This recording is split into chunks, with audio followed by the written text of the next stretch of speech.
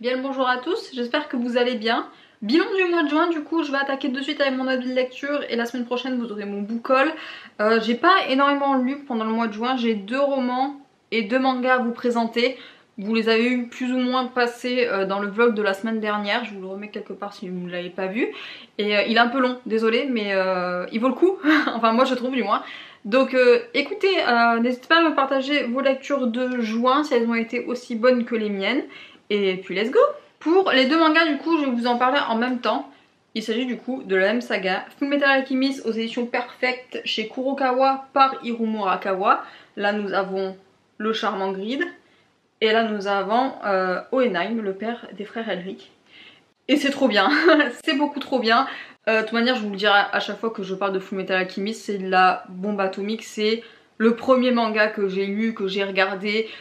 Même les 2 versions de l'anime je les ai regardées. Voilà, je suis amoureuse des musiques, je suis amoureuse de l'animation, je suis amoureuse de l'histoire. Je suis amoureuse de Olivia Armstrong, vraiment très très fort. Et de Roy Mustang aussi, très très fort.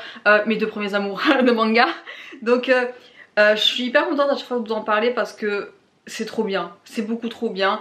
Et je sais qu'il y en a qui les découvrent par mois et je suis hyper contente du coup de vous les partager et que vous me disiez après oui c'est trop bien, c'est trop bien. Oui c'est trop bien, évidemment que c'est trop bien. Donc écoutez, on entame du coup vers la fin du 14e tome et surtout avec le 15e tome, le dernier arc de la saga.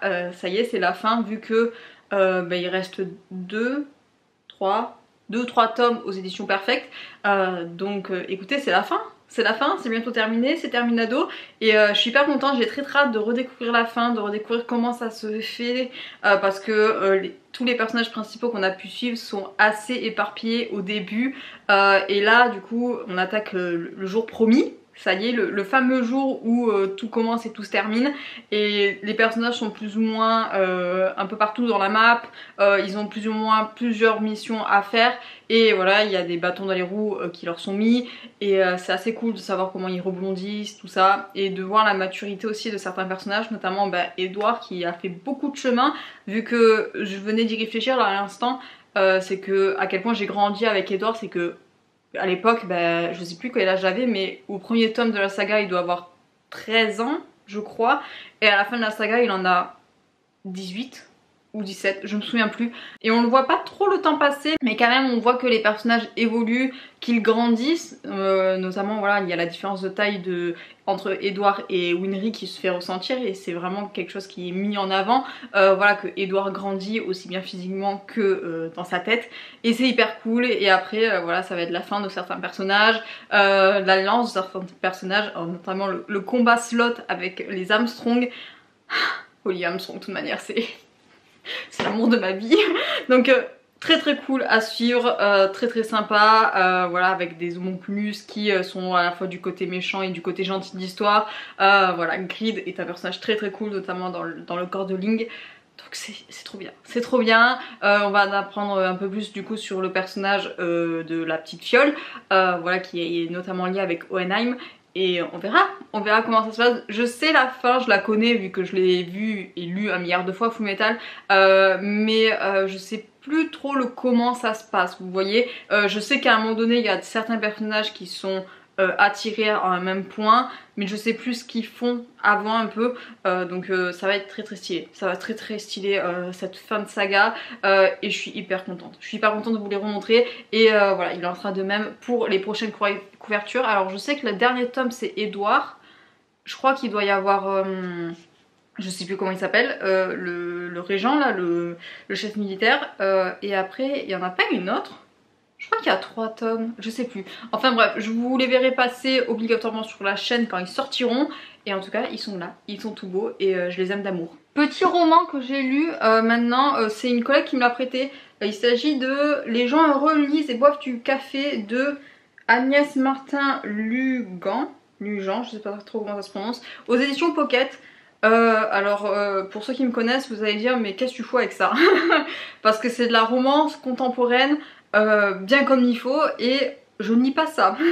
Habituellement c'est même le genre de livre que je fuis très fort, mais écoutez ma collègue voulait me faire découvrir ce qu'elle lisait, tout ça, donc vu que je suis assez proche d'elle, je lui ai dit pourquoi pas, je peux essayer. Après voilà, de temps en temps ce genre de livre ça fait du bien, c'est assez cool à suivre.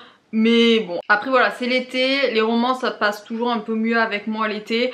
Elle me l'aurait prêté au mois d'octobre, je l'aurais abandonné.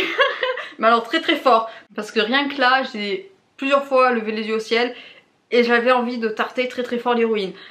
Mais bon, tout va bien. Pour les résumer, c'est Diane, il me semble, c'est ça, qui a perdu son mari et sa fille dans un accident de voiture. Et un an plus tard, c'est un déchet humain. Vraiment, elle a abandonné son travail, elle vit recluse dans son appartement, elle se lave pas, elle mange pas, bon bref, c'est vraiment, et elle fume, elle boit. Donc quand je vous dis déchet humain, c'est vraiment très déchet humain. Et un jour ça va lui péter, enfin il y a son meilleur ami qui arrête pas qui la lâche pas en fait, qui veut essayer de lui faire voilà, la joie de vivre, tout ça. Donc un jour elle va essayer de fuir ça parce qu'elle en peut plus de son meilleur ami qui arrête pas de la coller. Et elle se casse en Irlande. Donc voilà, du jour au lendemain, bim bam boum, elle fait ses valises, elle se loue un petit cottage perdu en Irlande et let's go. En sachant que on aurait pu croire qu'elle va aller en Irlande pour essayer d'aller mieux, tout ça. Non, en fait elle va aller en Irlande clairement pour mourir toute seule là, parce qu'elle en peut plus. En fait c'est assez sympa parce qu'on découvre des personnages assez attachants, notamment Diane, même si bon, des fois je la comprends pas trop dans sa manière de penser. En fait la relation entre les deux personnages, je sais plus comment s'appelle le personnage masculin de l'histoire, je sais plus. En fait c'est une relation assez chelou qui se fait, c'est-à-dire que au début ils se détestent mais très fort, c'est à dire qu'ils se font chier parce qu'ils sont voisins de cottage. Et à un moment donné ça va leur péter, ils vont devenir potes. Alors tout droit venu de l'espace, ça ce rapprochement, je sais pas d'où il est venu. Et à un moment donné il va lui dire oh tu veux m'accompagner je sais pas où pour faire des photos parce qu'il est photographe, tu veux m'accompagner machin. Et du coup elle dit oui. Et en fait franchement le rapprochement il est lunaire, je sais pas d'où il est venu. Après à la fin elle dit que bon elle cherche peut-être une relation tampon, elle sait pas trop ce qu'elle cherche, elle est un peu paumée. Bon j'ai trouvé que la relation en tout cas était pas très bien décrite, beaucoup trop vite d'ailleurs, et je sais pas, je l'ai pas trouvé vraiment vrai en fait. Après j'ai bien aimé parce que ça montre quand même une comment dire, une facette du deuil qui est pas drôle, vraiment. Je peux pas dire que je comprends ce qu'elle ressent, je peux pas dire juger sa manière comment dire, de réagir à une telle perte de famille, je peux pas parce que je ne peux pas l'imaginer, ça ne m'est jamais arrivé. Donc c'est quand même intéressant de voir que je pensais pas qu'elle allait avoir certaines réactions à certains moments, à quel point voilà elle est vraiment détruite. Et après ça apporte quand même un beau message ce livre parce que malgré tout ce voyage en Irlande contre toute attente va lui faire du bien. Elle va rencontrer des personnages qui vont essayer de lui faire remonter la pente. Il y a même son meilleur ami qu'elle avait laissé tomber à Paris qui va aller la voir pour voilà, essayer de continuer sur cette lancée. Et elle va réapprendre petit à petit à vivre, peut-être pas avoir le goût de vivre comme avant, mais elle va se dire ok je suis encore en vie, il faut que ce soit pour une bonne raison, donc je vais reprendre en main mon café littéraire à Paris, je vais faire voilà, essayer de revivre, et peut-être que en me mettant un coup de pied au cul je vais réussir à être enfin heureuse, parce qu'à la fin on la quitte pas vraiment heureuse, hein, on la quitte pas vraiment non plus bien dans ses baskets, mais elle a fait son chemin quand elle était en Irlande et c'est cool. C'est pour ça que j'ai quand même bien aimé ce livre, c'est que l'histoire que ça apporte sur le deuil, sur la manière de se réparer soi-même, c'est assez intéressant parce que je pense qu'il y a plus mille et une manières de survivre et de vivre de toute manière un tel deuil. Donc c'était assez intéressant, mais la romance en soi, bah, j'ai envie de tous les deux les gifler. Mais tout va bien, tout va bien. Donc je sais pas si je vous le recommande ou pas. À choisir entre ça et Full Metal, je vous dirais foncez sur Full Metal plutôt. Mais bon après ça c'est un livre assez chouette à lire. Il est très court, vraiment il fait moins de 200 pages. Donc ça se lit hyper vite. Et c'est cool. Donc essayez si le cœur vous en dit. Mais si vous n'êtes pas à romance, ou si au contraire vous êtes à fond dans la romance, je sais pas en fait, pour moi ça va trop c'est bâclé la romance quelque part. Donc ça échoue un peu dans ce thème là, mais si vous êtes curieux, voilà, vous pouvez peut-être facilement le trouver en librairie, et comme je l'ai dit il fait 200 pages, c'est très vite lu. Ma dernière lecture du mois de juin, et pas des moindres, ce beau gosse. Quel coup de cœur, quel coup de cœur. Je vous présente le deuxième tome de Capitale du Nord, Mort au jet de Claire Duvivier aux éditions Aux Forges de Vulcain. C'est incroyable, j'ai pas d'autres mots, c'est trop bien. Vraiment, on m'aurait dit que le tome 2 allait être un coup de cœur, alors que le tome 1, je l'avais aimé, mais pas non plus à en faire des caisses, je l'aurais pas cru. C'est tellement bien ce tome 2, franchement, il défait les clichés qu'on peut avoir dans un tome 2, c'est-à-dire c'est lent, c'est introductif sur ce qui va se passer dans le tome 3, il se passe rien. C'est l'inverse. Waouh, il se passe tellement de choses, c'est tellement cool et c'est trop bien, franchement c'est énorme. Surtout qu'on quittait les personnages, notamment Amalia, suite à un traumatisme. La fin du tome 1 avait été, enfin ça massacre, hein, clairement, il y a 5 personnes qui meurent. Elle s'enfuit avec son pote, ils sont vraiment pas bien, vraiment pas bien. Et ils essayent du coup de survivre autant bien que mal dans les faubourgs de leur ville, de Dehaven, pardon, je sais plus comment elle se prononce, tout en essayant de s'innocenter sur le crime qui a été commis. Et c'est assez cool à suivre parce que Amalia, ce que j'avais reproché dans le premier tome, c'était qu'elle était très très froide et enfin j'avais l'impression d'avoir un robot en face de moi, clairement. Et là elle est un peu plus humaine, alors elle garde toujours cette tête froide qu'elle a et c'est parce qu'elle a été éduquée comme ça et je pense que c'est quelque chose qu'on ne pourra jamais changer en elle.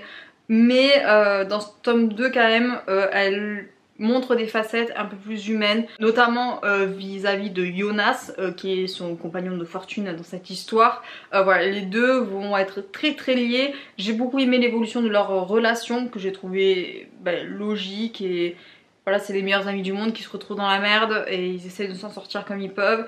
Des fois ils se disputent beaucoup, mais c'est que pour mieux essayer de se comprendre et parce qu'ils sont vraiment dans une situation extrême où ils n'ont pas d'argent, on les accuse de meurtre, leur famille voilà, soit elle est en prison, soit elle est je ne sais où, soit elle est morte, enfin ils sont vraiment très très seuls au monde tout d'un coup en un claquement de doigts. Donc leur psychologie je trouve est très bien décrite et Amalia va vraiment beaucoup apprendre de cette épreuve là et elle va se découvrir quelques petits talents, quelques petites choses à faire et c'est sympa, vraiment c'est sympa cette intrigue, je l'ai beaucoup aimé, on en apprend un peu plus sur comment fonctionne je veux dire Dehaven à chaque fois, mais non c'est Dehaven, notamment l'histoire des deux conseils qui régissent la cité, comment ça se passe. On va apprendre qu'il y a eu une révolution, enfin une tentative de révolution des années avant, est-ce qu'elle va se remettre en place, parce que c'est la guerre en dehors de Dehaven, c'est la guerre aussi dans les faubourgs, c'est la guerre un peu partout, il y a beaucoup de tensions vraiment dans ce tome et un rien peut faire tout exploser. Et au milieu du coup il y a Amalia et Jonas qui essayent de survivre tant bien que mal, ils essayent à un moment donné de se venger de quelque chose. Il y a un épisode, ça m'a fait un peu, comment dire, pas rigoler parce que ça massacre clairement, mais ça m'a fait penser je pense à tout ce qui est prise de la Bastille, parce qu'il y a à un moment donné un épisode où il y a le peuple qui va reprendre en main une prison, donc je sais pas, ça, le petit clin d'œil à ce qui nous est arrivé nous-mêmes à la France, je sais pas s'il évolue ou non, mais ça m'a fait, enfin j'étais contente de l'avoir, je sais pas trop pourquoi, mais c'est sympa. Et après je veux pas trop vous en dire parce que la fin du tome 2 même m'a régalé, cette fin du tome 2. Et quand j'ai lu la dernière scène et que j'ai vu le perso qui avait en face d'Amalia, j'étais là, j'ai crié, j'étais là, c'est trop bien, ça y est, la liaison entre Capitale du Nord et Capitale du Sud se fait, c'est trop bien. Alors je sais pas comment elle va se faire entièrement, mais je le saurai dans le 3e tome de Capitale du Sud vu que je l'ai en ma possession et que je l'ai mis dans ma palle de l'été. Mais j'étais tellement contente, j'étais là, yes! Enfin, c'est trop bien. Donc voilà, je suis hyper contente. Je suis hyper contente de cette conclusion de tome 2. Je suis hyper contente de la manière dont évoluent les personnages, notamment Amalia et Jonas aussi, je l'aime beaucoup. On retrouve des personnages un peu qu'on avait vu dans le tome 1 qui vont avoir un rôle un peu plus approfondi dans le tome 2. C'est hyper cool, c'est hyper sympa. L'écriture, elle est toujours aussi... ça va à Amalia, c'est-à-dire que c'est très descriptif, très...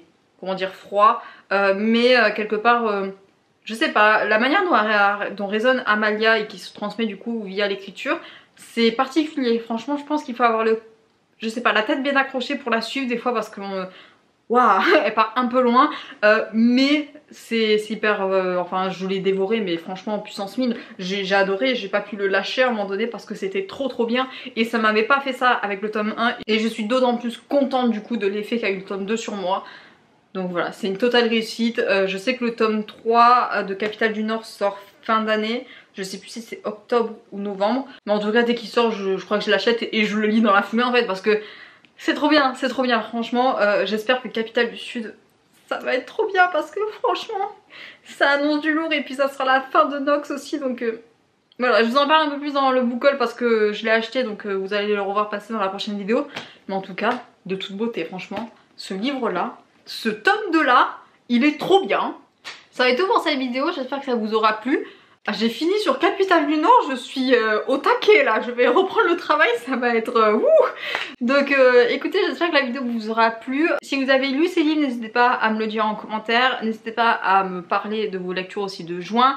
Voilà, je suis hyper contente de vous avoir fait cette vidéo et on se retrouve du coup la semaine prochaine pour le book haul et ainsi de suite. Je ne sais pas trop encore le planning des vidéos parce que le mois de juillet, le mois d'août, du coup on va entamer les mois de vacances et je sais pas du tout quand je suis là ou quand je suis pas là. Donc écoutez, je verrai plus ou moins le planning mais je pense que je vais pas me casser la tête pour les vidéos de juillet et d'août. Ça sera ma vidéo que je fais chaque année sur les mises à jour de saga.